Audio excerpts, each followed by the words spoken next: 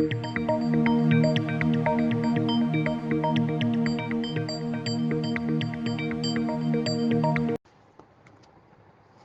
గోదావరి జిల్లా తాడేపల్లిగూడెంలో రచ్చ మీడియాపై Tadepalligudem town police స్టేషన్లో నమోదు చేసిన తప్పుడు కేసుపై పూర్తి విచారణ జరిపి కేసును తీసివేయాలని కోరుతూ Tadepalligudem area press club, journalist welfare association సంఘ నాయకులు తాడేపల్లిగూడెం డీఎస్పీ విశ్వనాథ్కు వినతి పత్రం అందించారు.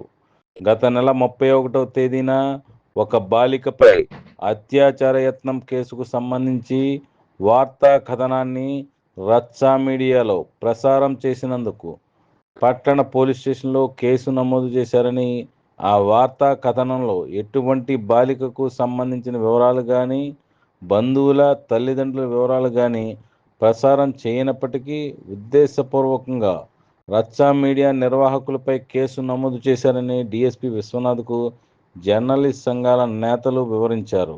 నిరాధారమైన ఆరోపణలతో కేసులు నమోదు చేయడం పత్రికా స్వేచ్ఛను హరించడమేనని, ఇటువంటి సంఘటనలు పునరావృతం కాకుండా చూడాలని కోరారు. జర్నలిస్ట్ నేతల వివరణ విన్న తర్వాత కేసు విషయంపై మరోసారి విచారణ జరిపి జర్నలిస్టుకు న్యాయం చేస్తానని డీఎస్పీ విశ్వనాథ్ హామీ ఇచ్చారు.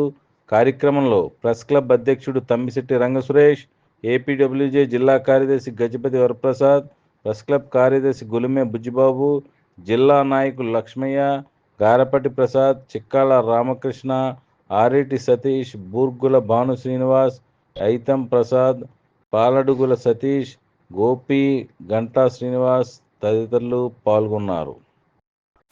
ఈరోజు తాడేపల్లిగూడెం ప్రెస్ క్లబ్ ఆధ్వర్యంలో తాడేపల్లిగూడెం డిఎస్పీ గారి కార్యాలయానికి విజ్ఞాపన పత్రం ఇవ్వడానికి వచ్చాం.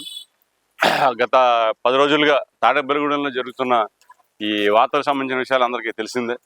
ఈ రచ్చ మీడియా అనే ఛానల్లో ఒక వార్తా కథనానికి సంబంధించి పోలీసుల తీరు అంత సమంజసంగా లేదని చెప్పి మేము భావిస్తున్నాం. ఆ విషయాన్ని డిఎస్పీ గారి దృష్టికి తీసుకెళ్ళాం.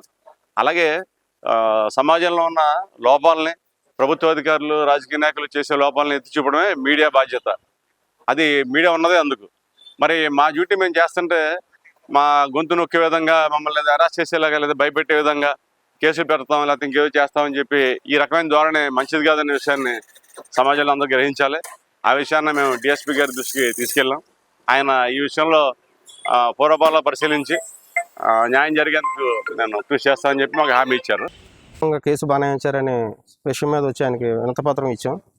అయితే కేసులు బనాయించడానికి మేము తప్పడడం లేదు, కానీ సమగ్రంగా విచారించి నిజానిజాలు తెలుసుకుని కేసు నమోదు చేయాలనేది మేము నేరుగా డిఎస్పీ గారికి చెప్పడం జరిగింది. గతంలో కూడా ప్రెస్కి పోలీసుకు ఉన్న అనుబంధం రీచే కానీ ఏదన్నా ఎవరి మీద ఒక కంప్లైంట్ వస్తే ఎవరి మీద వస్తే వాళ్ళ దృష్టికి తీసుకెళ్ళి ఇలా వచ్చిందని చెప్పేసి చెప్పడం, దాన్ని విచారించాక అది నిజమైతే కనుక కేసు నమోదు చేయడం జరిగేది. అది ఎటువంటి ప్రాథమికంగా దృష్టికి తీసుకురాకుండా, సంప్రదించకుండా, విచారణ చేయకుండా ఏకపక్షంగా చేశారనేది మా అభిప్రాయం. దాని మీద ఆయన దృష్టిలో పెట్టాం. ఆయన కూడా దీన్ని పరిశీలిస్తాను, సమగ్రంగా పరిశీలించి అవసరమైన చర్యలు తీసుకుంటాను ఆయన మాకు సానుకూలంగా స్పందించి హామీ ఇచ్చారు. న్యాయం జరుగుతుందని మేము ఆశిస్తున్నాం.